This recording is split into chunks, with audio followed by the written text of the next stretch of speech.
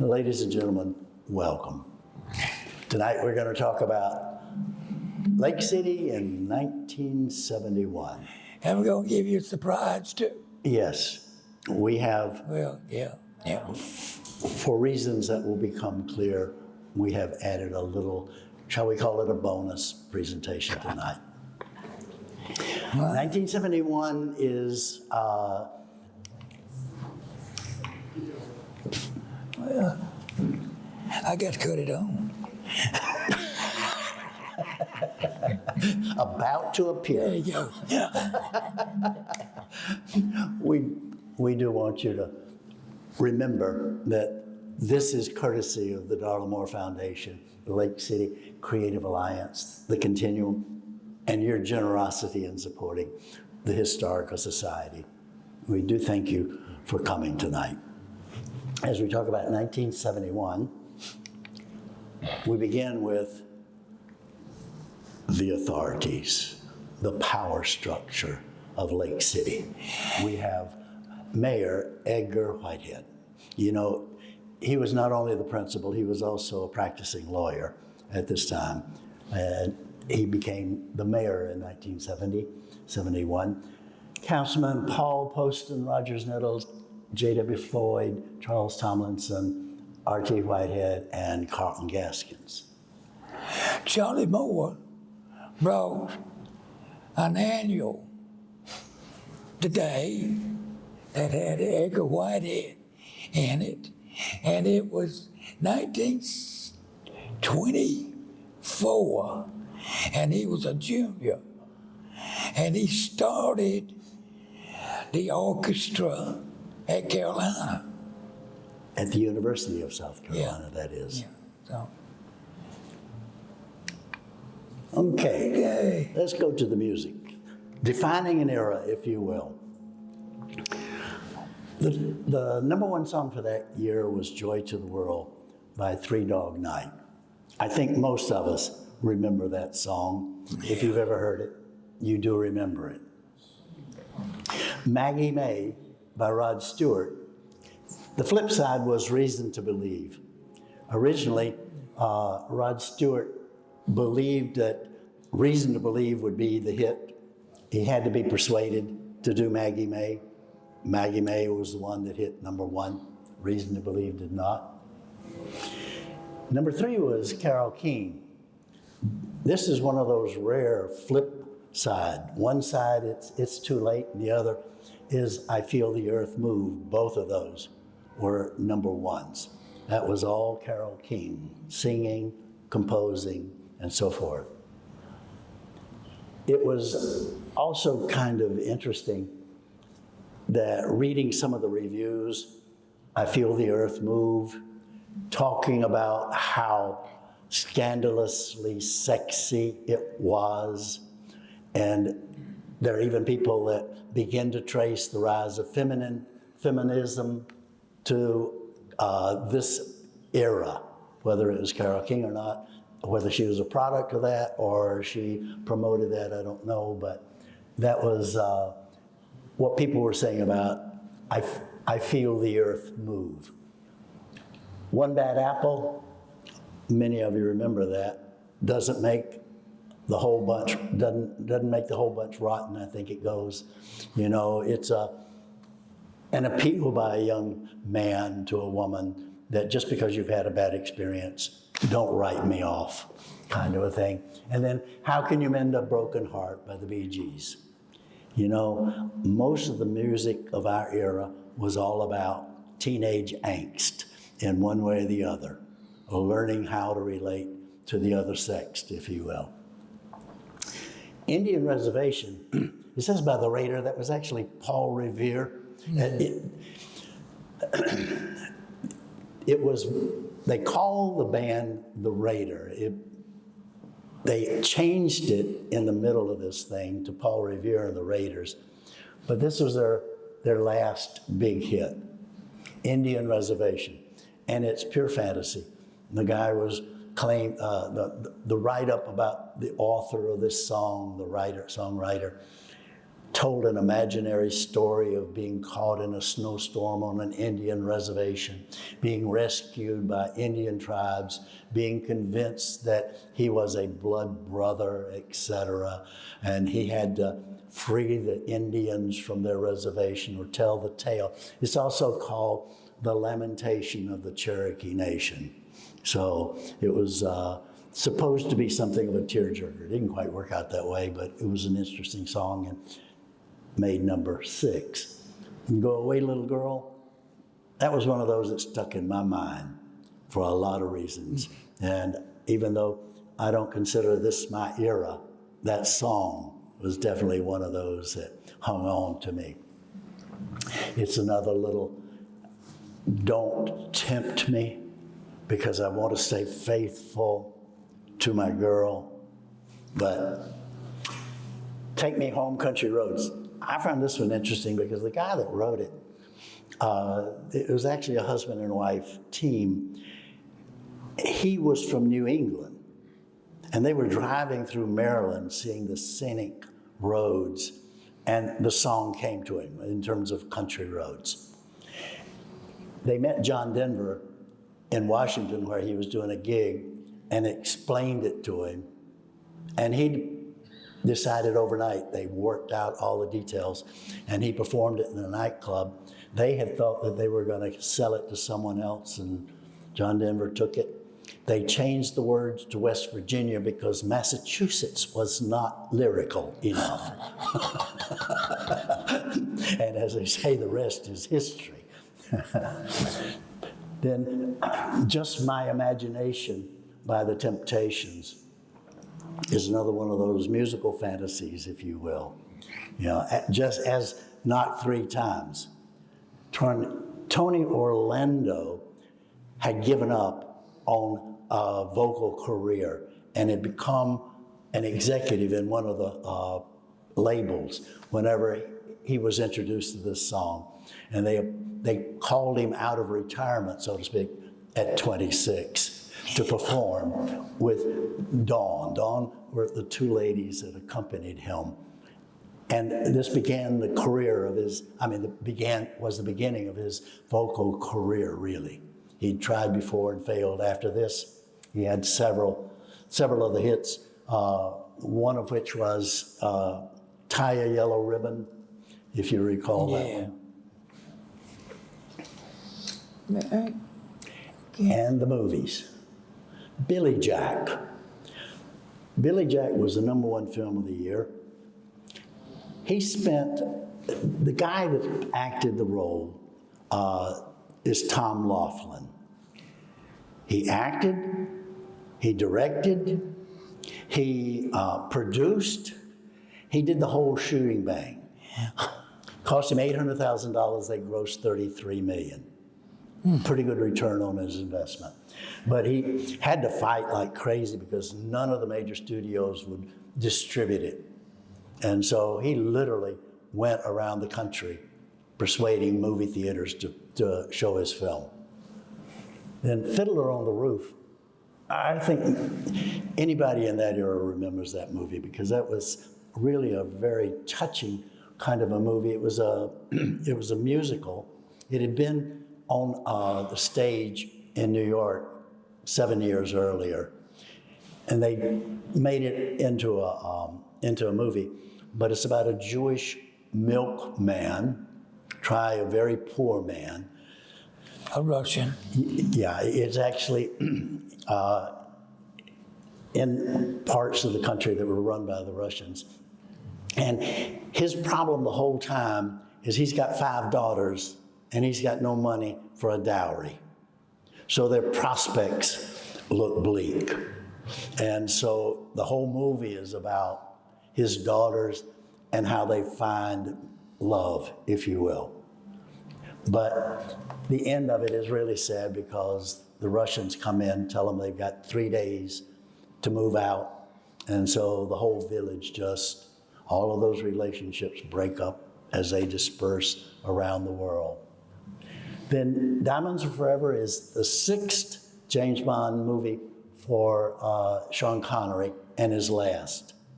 This is one is about smuggling diamonds that Blofeld. James Bond is in it because Blofeld, the villain, had been responsible for his wife's death, and he was pursuing him. And this is the one that they have up in space, if you remember Jaws, you know, the villain. And they hid the diamonds in the chandelier? And they used them for lasers in space. Then we've got the French Connection. The French Connection is about two policemen in New York who are after a French heroin smuggler. And it's a real life story put on the screen. Matter of fact, those detectives became pretty famous, the ones it was modeled on. And they had other movies that were made on that same theme, but none of them had the same connection. Gene Hackman won an Academy Award for his portrayal as Popeye, the detective. The Summer of 42, teenager fantasizing about a married woman. It was a really interesting kind of a coming-of-age film for teenage boys. Dirty Harry, you know about. I mean, it's entered American cinematic history as one of those memorable works. Then Clockwork Orange was a psychological thriller. Actually, it looked like a bunch of people rioting, young men rioting in England somewhere, but the truth is it was a counter to what was considered behavior modification at the time. That it had a real, it was one of those multi-layered kind of films. A message and a action plot. And then we've got The Last Picture Show. The Last Picture Show took place in Texas. It was about a small community and the relationships, boy-girl kind of things. And they called it Last Picture Show because at the end of it, the whole town basically shuts down as they show the last movie before the theater closes because there is no longer enough people in the community to support it. Then Bed Knobs and Broomsticks. This one almost didn't come out. I don't remember it personally. It was considered too much like Mary Poppins. It's a musical fantasy. Angela Lansbury was in it. This is one of the last Disney film before Roy Disney, Walt's brother, died. But it went on to be, even though it's low-key, very successful movie. And then the beginning of, what do they call it? Blaxploitation film, Sweetback's Badass something. But it is about a poor black guy being abused by the police and the system and his efforts to strike back.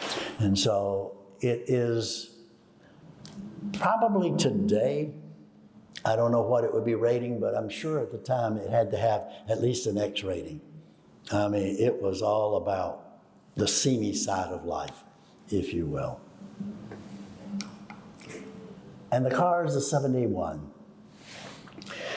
There are a whole bunch of them here that really are interesting, but I've picked up on two of them. One is the Ford Falcon in Australia. It is nothing like the Falcon in the US, but Ford made it. They made it in Australia, and it became really a family car. If you remember, the Ford Falcon in the US was kind of a small car. It became a family car when they took it to Australia. You can see it's considered almost not exactly a luxury car, but it's about that size. And the International Scout, this 800B was the last of a series. International Harvester was the manufacturer, the agricultural company. They shut it down. I find it interesting because you may or may not know that Volkswagen has purchased land near Columbia where they're building a factory, and they have bought out the nameplate and the process of the Scout, and they're going to produce an electronic version of the electric version of the Scout soon. In 2023, South Carolina gave them about $1.3 billion to go toward land purchase, infrastructure, and all of that sort of stuff. They anticipate having about 4,000 employees in this factory. Good Lord. They are staking a lot on it because the only product in this factory, they say, is going to be the Scout. Now, I don't know if it's going to be the same. I'm sure it's going to be different. The original Scout had real cool features. It was initially designed to compete with Jeep and some of those. It had a windscreen that you could lay flat on the hood, among other things. It had removable tops and so forth. So it was a utility vehicle at that point.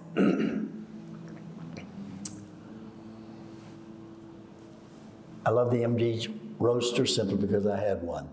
It was a sweet little car, but like all cars, English, quirky as all get out. What did you have? MG, MG. MGB. Okay. And history. This is kind of small print. Kind of apologize for that, but the fact is, it was a consequential time whenever you look at both American history and international history. This is when they started the campaign against tobacco, with all the warnings and banning advertising on TV and so forth. This was Super Bowl V, Baltimore Colts, and the Dallas Cowboys. Baltimore. Baltimore. Didn't I say Baltimore? Baltimore defeated the Cowboys. Then you've got the Manson Massacre. And Charles Manson is still in jail, though several of his accomplices have been released since then. Rolls-Royce goes bankrupt, becomes nationalized. Of course, you know that Rolls-Royce is, once again, a company, but it produces aircraft engines, not cars. They sold the brand to Mercedes. Apollo 14, third crewed mission to land on the moon. Then we have Satchel Paige, elected to the Baseball Hall of Fame. Such a character. If you don't know, if you like baseball but don't know Satchel Paige, you're missing something. He was such a character. So many quotes that are attributed to him, such as "Don't look back, something might be gaining on you," kind of a thing. Then we have the Seabed Treaty, which is all about the law of the oceans. A treaty that's still in force today and is being contested, particularly by China, and creating still friction even today. In Vietnam, South Vietnamese invade Laos. We supported them. This is the beginning of the end, if you will.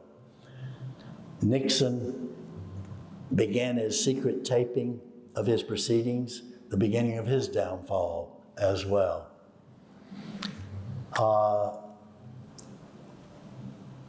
Bomb exploding in the Capitol building in Washington. South Africa, Winnie Mandela sentenced to prison. Go ahead.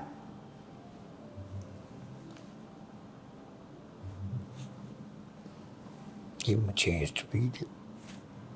You ready? Yeah. Okay. Okay. And here we have Joe Frazier beats Muhammad Ali, the only defeat he had.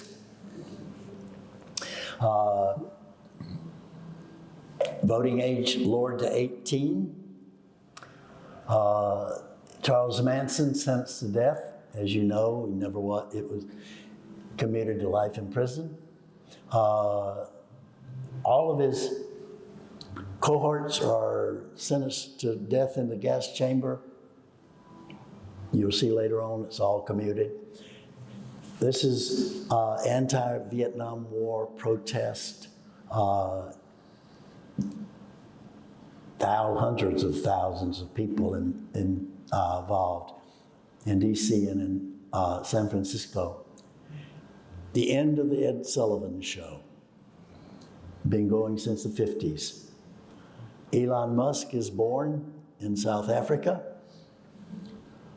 North Carolina ratifies the 26th Amendment, which lowered the age to 18, voting age to 18. And astronauts on the moon take a 6.5-hour ride on their electric car.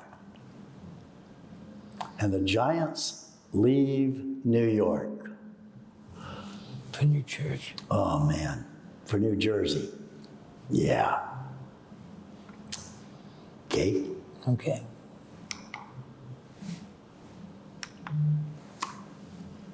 Okay, and oh my, Watergate's still going on.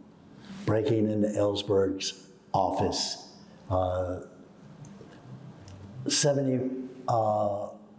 The opening of Disney World in Orlando, Florida. Became the most visited vacation resort in 2018. 58 million people in a year. I don't know what the numbers are now, but I'm sure it's higher. And they just announced raising the prices again. So I can't even imagine what a family pays to get in today. Intel, a startup, begins their microprocessor, which it did. Intel became one of the most important computer chip companies in the world. As you know, today they're in serious trouble. But 30, 50 some odd years, they held the crown. Oh yeah, the Dan Cooper thing. What a gutsy guy. I'm not quite sure how he got the $200,000 on the plane. But he opened the door of the plane in flight, had a parachute and jumped out over a forested area. They still hadn't found him. Believe me, they looked. And in December, the American Pie is released. Everybody remembers American Pie, and it became the foundation for a lot of TV shows and movies and that sort of thing. And the US dollar is devalued for the second time in history. I have to admit, I don't know when the first time was. Yeah. But that's a pretty big step when you devalue the currency. Yeah. Okay. Okay. Down. Email. The genesis of email. The nemesis of American youth. The revolution in food industry, Starbucks is introduced. McDonald's introduces the quarter pounder, the crock pot, and FedEx. FedEx, so people can get product from all over the world. Busing students may be ordered to achieve racial desegregation. And you'll see later on that this had a real impact on Lake City. This had been winding through the courts for some time. But Lake City this year was significantly impacted by this. Anti-war militants attempt to disrupt government business in Washington. 12,000 people arrested. All in the Family debuts. And where we've got socially conscious programming, as it says. And Jim Morrison dies in Paris at the age of 27. Allman Brothers, Dwayne Allman dies in a motorcycle accident at age 24. And the Kennedy Center for the Performing Arts opens in D.C.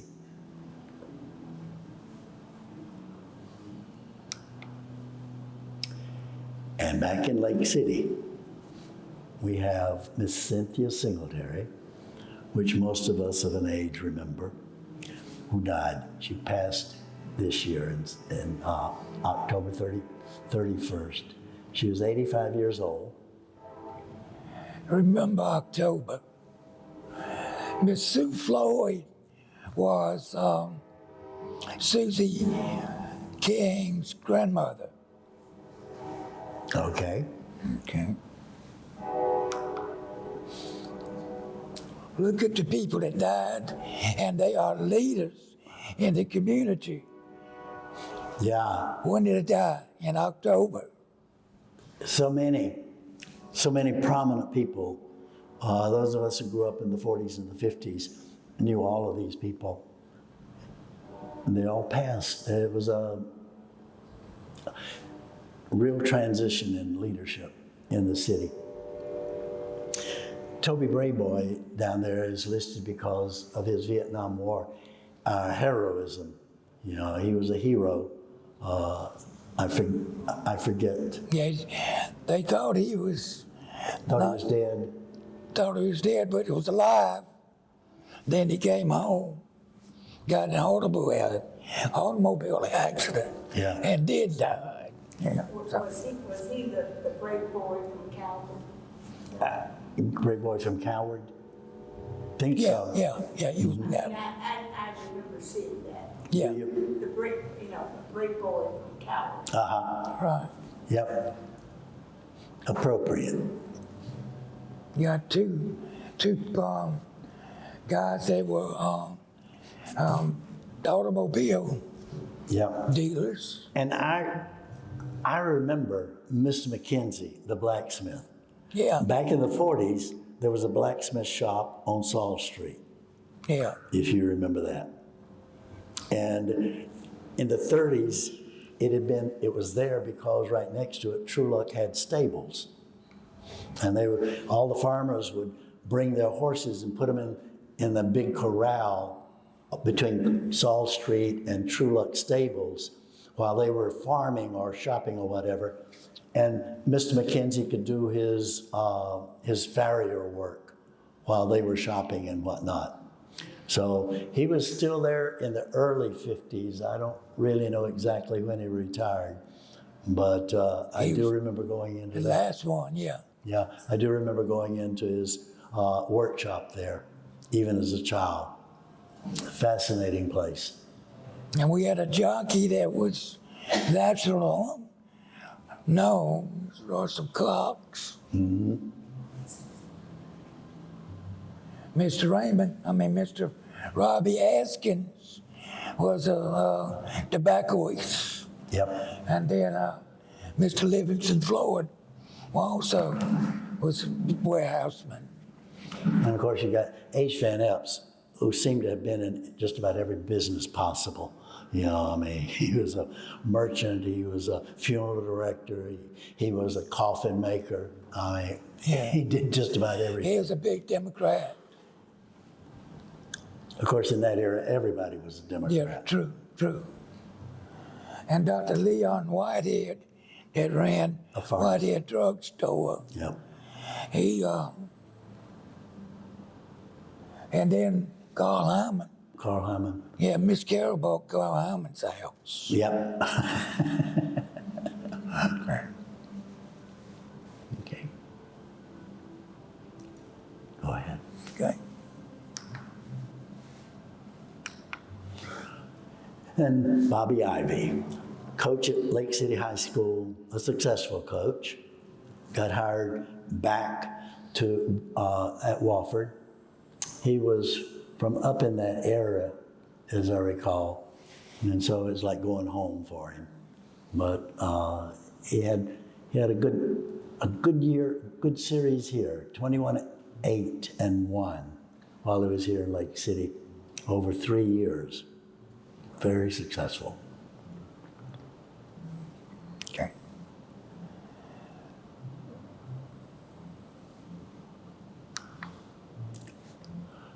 And Marshall. Marshall Hyden. Everybody remembers Marshall Hyden. Marshall Hyden is still out there. Yeah.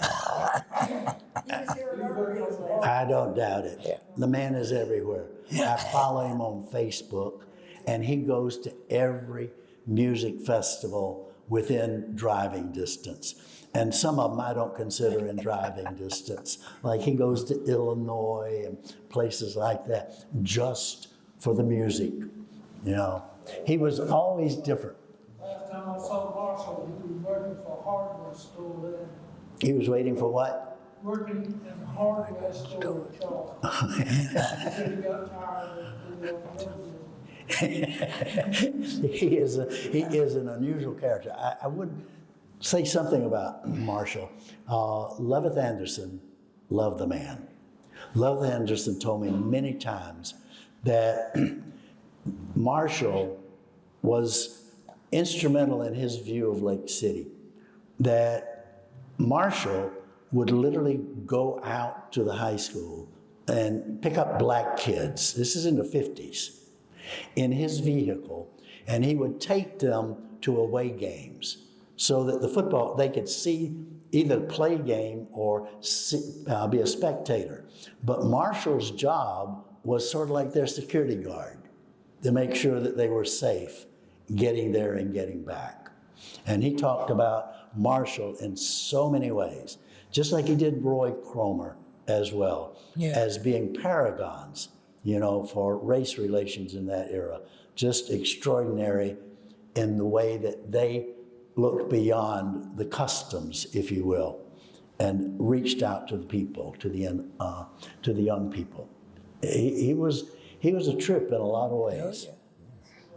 He still is. He still is. Yeah.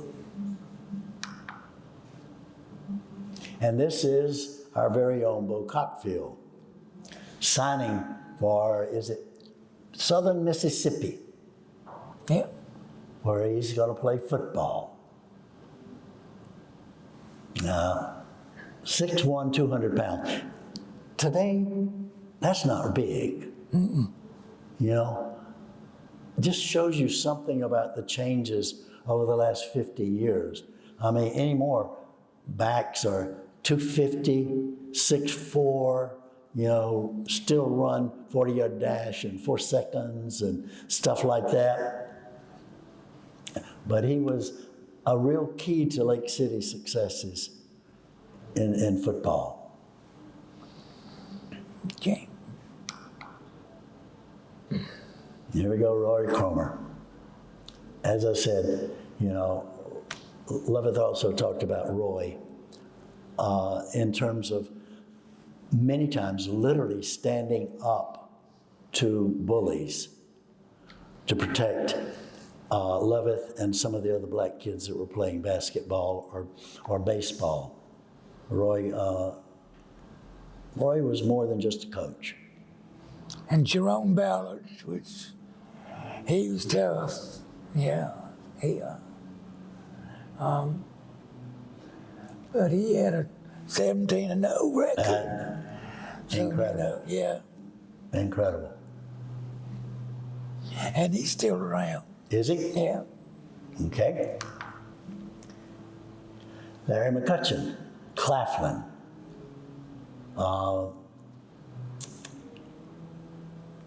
President of the Pre-Alumni Council of the United Negro College Fund for that 71-72 year. Do we know Larry, son of Sam McCutcheon? No, I don't. Okay. Not the blank one. You know.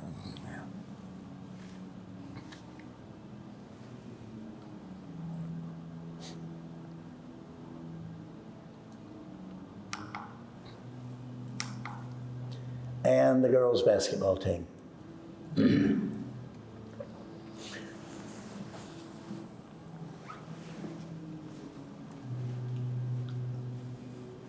You will notice that the team is not quite racially balanced, I would say, but as we go through this year, particularly the high schoolers, you'll see that Lake City became fully integrated in 1971.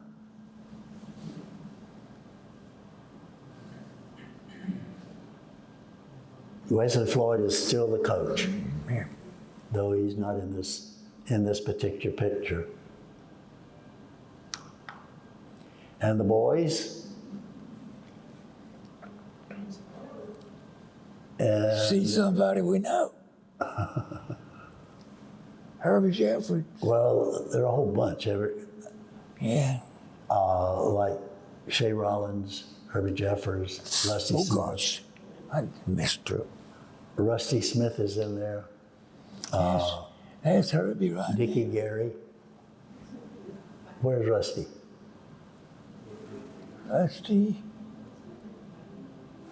Rusty's right here. Okay. Shay Rollins.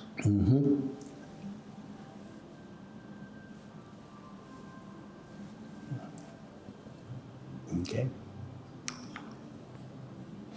Okay. This is the first attempt at creating a park in Lake City. You can see that it was going to be on the west side of Highway 52.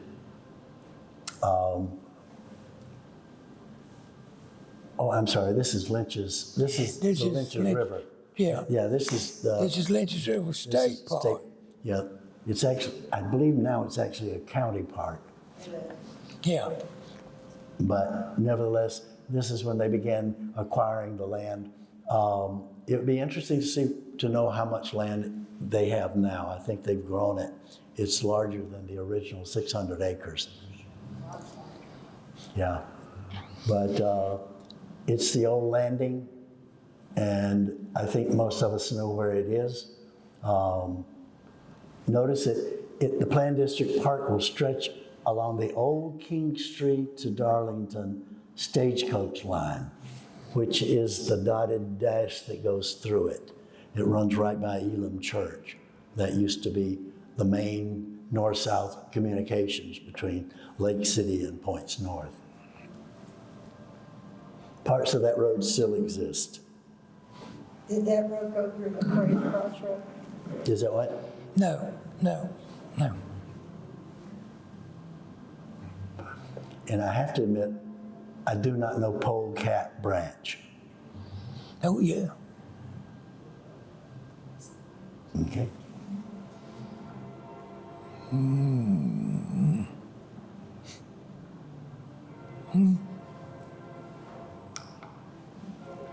Okay.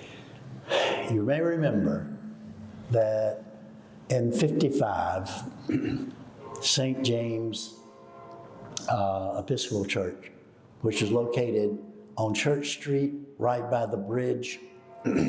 Just before you get to the bridge, there's a house that's on that property now.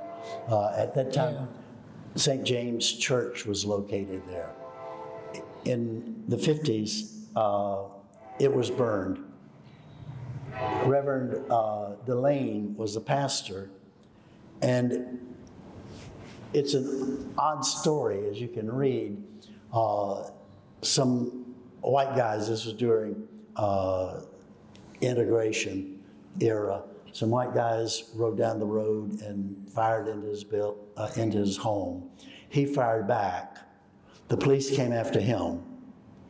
He had to leave the state. The governor issued a warrant for him. He left the state and He went to New York. I'm sure he went as far as he could get away from Lake City. But here he is. His wife taught school at Carver at the time. Here it is in 1971, and he is trying to get permission, basically, to return home. So Unfortunately, we do not know the outcome of his appeal. That would be really interesting to know, but we've not been able to find the record yet that tells us the outcome of his appeal.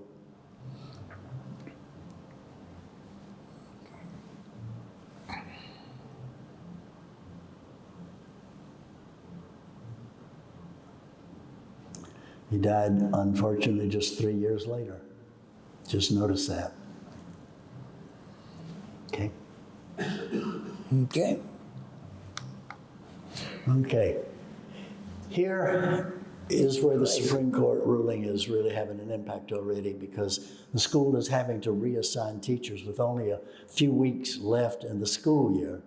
They're having to reassign teachers to different schools For 2 weeks. for 2 weeks in order to comply And with then the they ruling. could go back to the classroom. That didn't make too much sense. But a lot of what happened at that time didn't make a lot of sense. At that point, the black to white ratio, it said, had previously been 48.9% black teachers in elementary school and 36% black teachers in the secondary school. And according to health, education, and welfare directives, this ratio exceeds the Civil Rights Act of 1964 requirement. And so they had to redistribute the teachers by race in order to get the correct balance. These were awkward and awful times in terms of all of the friction that was going on. And the class of 71, I mean, it was huge. Okay, this is Kay Brown, Miss Lake City, first in talent. She won the Talent Award for the Miss South Carolina pageant competition by playing the piano. Roy Brown. Roy Brown, Miss Martha and Roy Brown. Yeah. Yep. Chip was her brother. She what? Chip was her brother. Yeah. Okay. And here you begin to see integration is in full impact in Lake City. This is the first time where you see that Yeah. that I didn't do an actual count, but it looks like it's at least 50% black, if not more, at 19. And this is a huge swing from 70, because in 70 there were a significant number of blacks in the high school class, but nowhere near this ratio.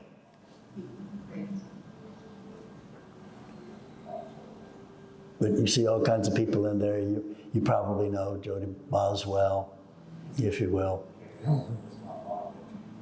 Jimmy Brown. It was a big class. Val Carter.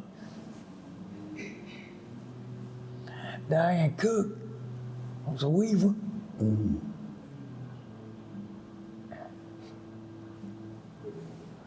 Glenn Godwin.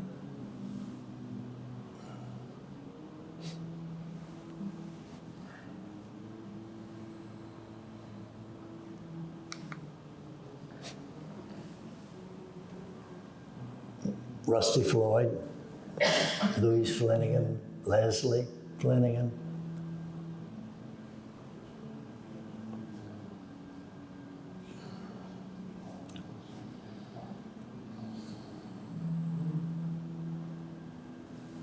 Is this the class that Loveth was in? Yeah. Loveth Anderson was, I missed that one. Yeah.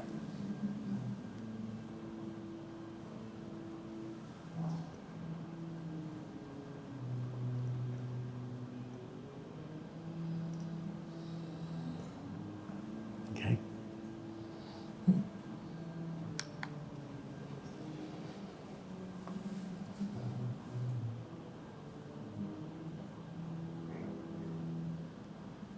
Jimmy Hanna.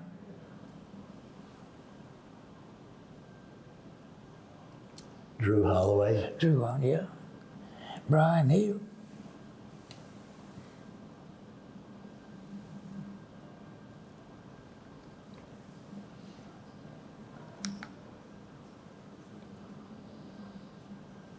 Herbert Jeffries. Bruce King.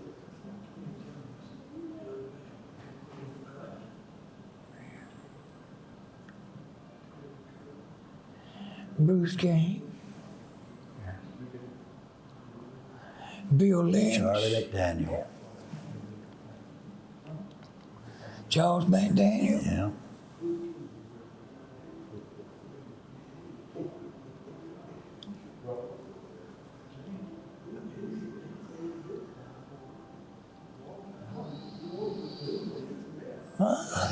Good Go too. ahead. Go ahead. We don't have time. Yeah.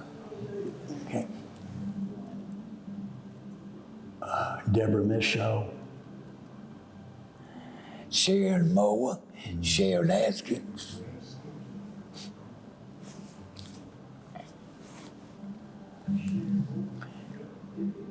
Eric McNair, Ronald McNair's brother. Oh, okay. Right here. Eric. Yeah.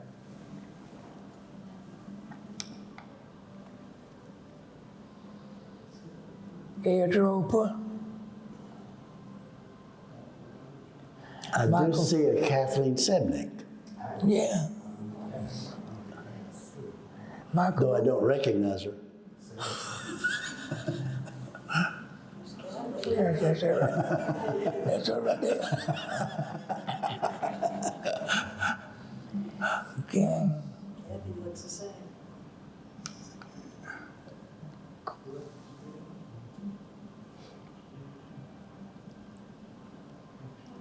Rusty Smith. Carol Smiley. Yeah. Steve Tanner. Deborah Swinson. Lots of Singletaries. Tom Smith. We had a lot of people that were in the class of 72 graduated. with us. Is that what it was? Yeah, we had a lot of, like Dottie and They're all over there. Linda Steele, Suzanne Steele. No, okay.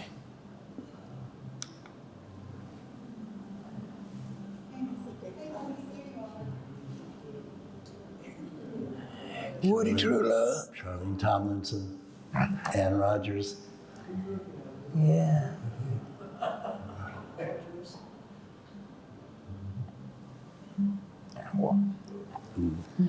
Okay. Okay. Michael Vipperman, if those of you who were in the Baptist church remember Michael Vipperman, Betsy Clue. Betsy Clue, yeah. Betsy Clue King. Graduate from Southwestern in Fort Worth and became associate pastor at First Baptist. He stayed for quite a while. I don't really remember how many years he was there. But he started as a youth minister, but he actually was sort of like an assistant or associate pastor most of that time. Okay. Now, Here is the lake, the first attempt at our lake. And they were going to do it by damming the stream. And you can see they actually had, by those heavy lines, they envisioned a pretty big place, pretty big lake. and this is McClam Road. Or Prosser. So if you know McClam Road, it's That's out McClam to Road. the east of town, quite a ways past Martha Law. So Yeah. that would have been a huge lake. I think it's supposed to go to McClam Road. Huh? To McClam Road, I think. Yeah. Yeah, exactly. Right.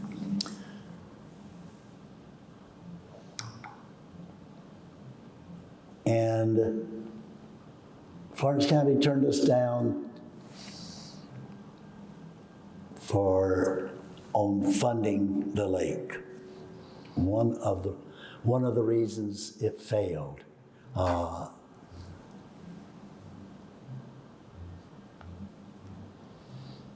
It's amazing that so many landowners agreed to give up their property for the lake. Yeah.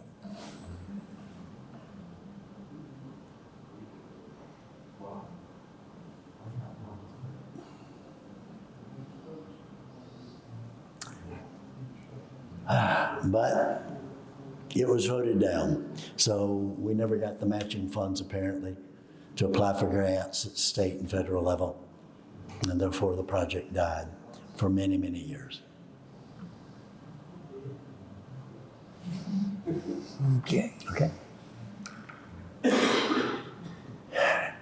Brockington Funeral Home.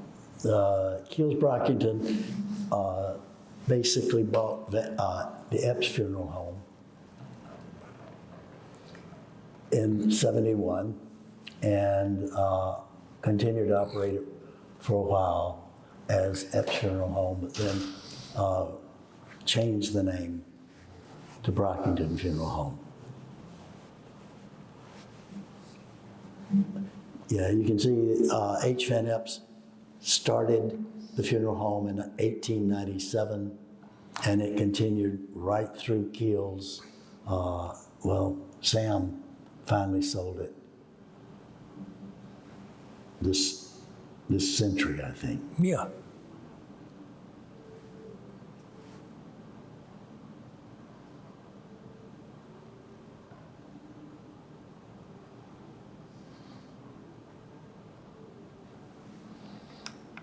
Okay. Okay. And this is about the Palmetto Bank, celebrating since 35. Here we are in 71. Okay. You can see who the bank officers, it was started in 35 by W.D. Flowers, L.C. Hyman, J.H. H. Carter, D.P. McClam, W.B. Birch, and I.P. McWhite. Actually, it started after the bank robbery. When the bank robbery was, the bank was known as the Palmetto State Bank. But then after the robbery in September of '34, it became a national bank. That's the difference.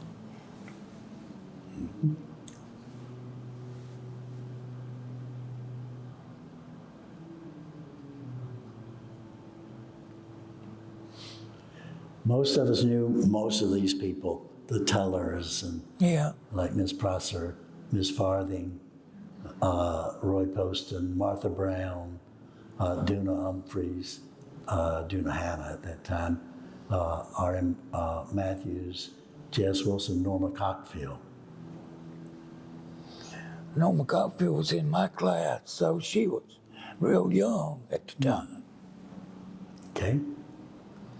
V.O. Moore, that's Sharon's daddy.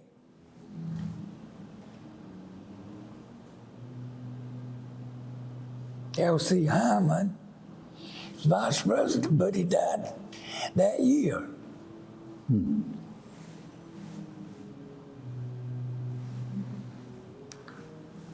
Okay, and W. Lee Flowers. This is when they moved from Lake City to Scranton. They were there at Fairview Street, and then they moved to Scranton. But before that, the warehouse was in the back lot of where the Village Green is today. Yeah, W. Lee Flowers started in a store on Ackline and built their distribution center on what is now the Green. And in the 50s, they moved out to Fairview. Now in 71, they're constantly expanding, and they moved out to Scranton. You know, as I said, I was looking at 1948 today, and there were checks that my mother had written to Lee Flowers, but it was for building materials. No. Really? Building materials. Yes. Yeah. I mean, there are several checks that were 55, you say? 48. 48, excuse me. 48. That would have been just about the time they were planning on the move to Fairview. Yeah. I just found that really interesting Yeah. because I had never thought of Lee Flowers being Yeah. Yeah. in construction of it, but there were. It's tin for a roof and building lumber and several other things. Mhm. Yeah, it's interesting. It is interesting. Okay. No. An additional 25 cents.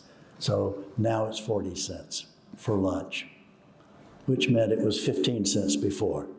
Up until 1971, 15 cents for lunch. But I do remember as a child having my lunch money. You paid it weekly, actually, Yeah. but you could pay it by the day. But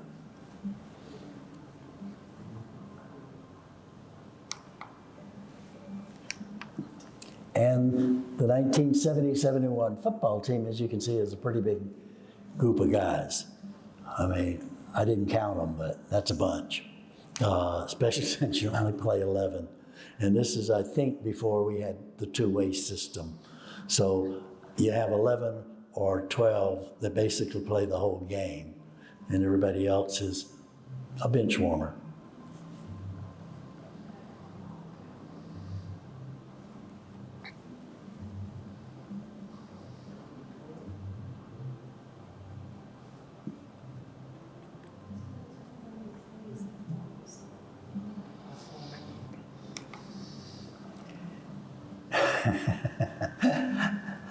The school district best cinnamon rolls. I mean, the rolls were outstanding. Man, I could eat them. There were people here who were in the school system who probably may or do you remember the cinnamon rolls?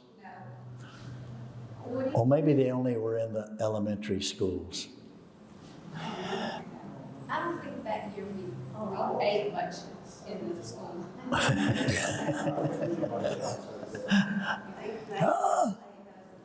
Yeah.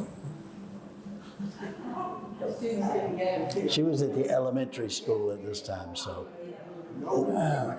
Y'all, yeah, you're gone. y'all got left out, huh? Yeah. Didn't get to experience her magic. Can you believe this? The Lake City health officer, Wyman Eady, no ponies. No pony. It's remarkable that they had to tell him that. I mean, I understand about no baby ducks, no baby chickens, but no ponies. What had been going on in Lake City before this? Woody had We had one Tony Pony. They get rid of them? Good law-abiding people.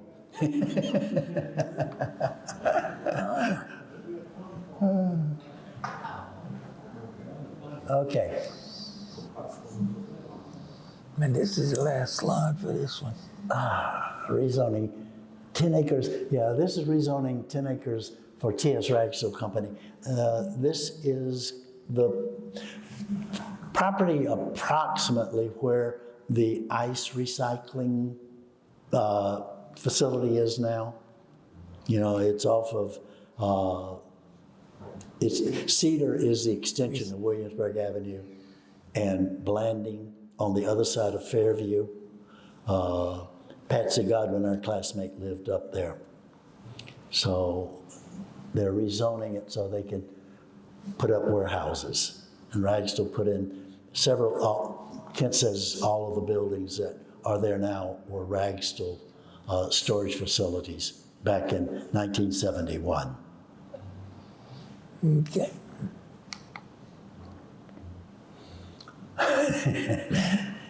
.378, Lake City. Can you believe it? 2 trucks loaded with dynamite collided, and there's no explosion. So apparently there were no fuses. And the Andy Griffith Show where the goat ate the dynamite and they were scared. And that's it. Okay, Yeah. that's 1971. Yeah.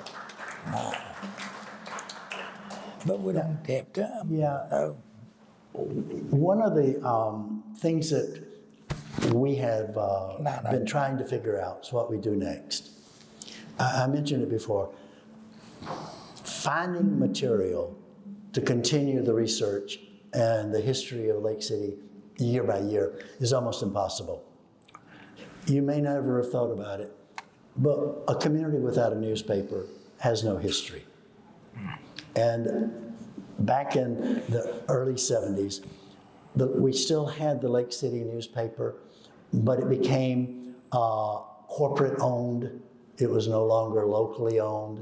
And it kind of abandoned most of the, what you might call the gossip columns and the going-ons in the community. and then you had a sheet with the churches, Yeah. you know. And They go- so what happened is that we've lost the ability to recapture that history easily. Obviously, it can be done, but the amount of work it puts in, we couldn't produce 2 a year. And so we're wrestling with what we do next. And we'd really love to have your ideas. We have a few ideas about what to do. We'd love to continue, but it's a real challenge. Kent already spends 2 months producing one of these. So, and that's because lots of material is there. At this point, it's not. So we can't keep this format going.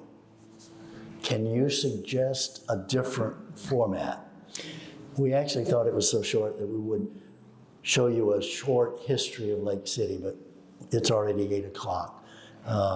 It took longer than we thought it would take to get through 71.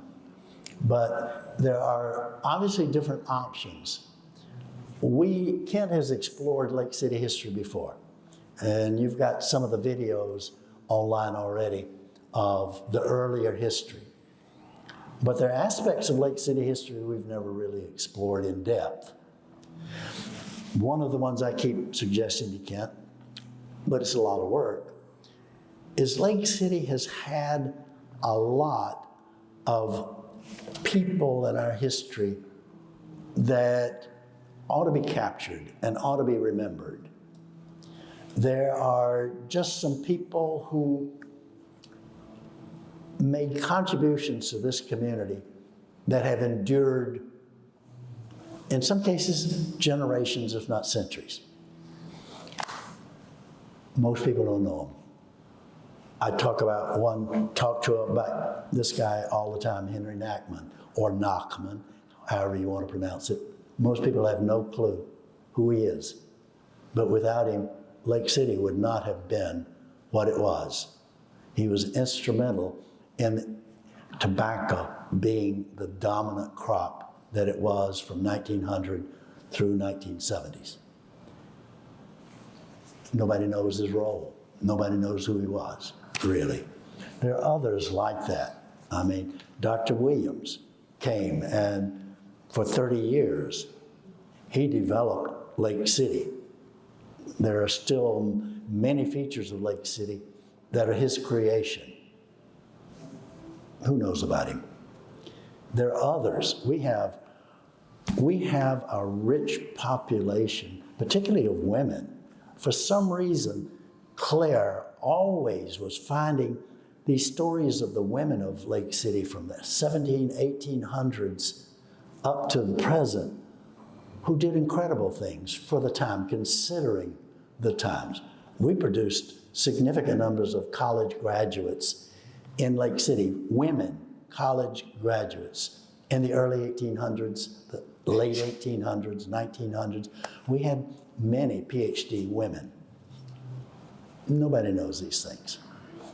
Now, they're difficult to pull out, more difficult than pulling out of newspapers, because you literally have to. Once a month. Yeah. So doing it once a month is not really possible. We are looking to see what interests you. I know what interests me. Kent knows what interests him. But we're never quite sure what interest you have. And so we're asking you, if you will, to give us your thoughts. Yeah, email us. Email to Kent, if you will, lyncheslake@gmail. Yeah, lyncheslake@gmail.com with your ideas. most of you have it. Yeah. But we would love to know what you want to know. So this is the last one tonight? It's right? This is the last one tonight? Yeah, 71, yeah. Yeah. We're cutting it off, yeah. Yeah, we just don't have enough material to continue. And we did it for you. We did it for the class of 71. Class of 71, yeah. Okay. But with that, we thought we were gonna run short. So we had prepared a short version of Lake City's history up through about 1920. And it's an interesting one. It's a condensed version of one that Kent had already produced. But nevertheless, maybe we'll start with that the next time. But without ideas about how to continue, we're not sure what the next time is going to look like. So we are pleading for you to send Kent ideas about what you want to know about Lake City and its history. The quicker the better, because January's around the corner. Yeah, You're gonna do this January. we could. Yeah, It's a possibility for January, but we have to get prepared for what we have to lay out what we're gonna actually do from then on. Is it, depending on what the topics you choose, some of them will be relatively easy and we might be able to do one a month. Most of them probably require a lot more research. So maybe every other month, maybe once a quarter. We don't know that yet. What year did you start with when you 1723. 54, I think. 54 was the first. That was Dick. I will cut it off here. Just to get into the short history. This map is 1773 of Lake City and its area.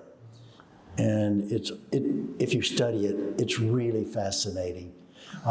This is where Lake City would be, the northern prong. Yeah. And the South Prong is where Lake City has its new LC 278 conference center. And Right near Nanyang. you can see that, leave it there for a moment, the South Prong, that's one of the reasons they're having difficulty getting permits for this new music conservatory is because it's all swamp. And it's wetlands, What? etc. Washington DC was a swamp. But, Washington DC was a swamp. yeah. So at any rate, Yeah. this is Thanks, y'all. this is where we'll start. Yeah. But We will, please give us your ideas. we will continue when we will continue. Yep. Okay? We will communicate. Yeah.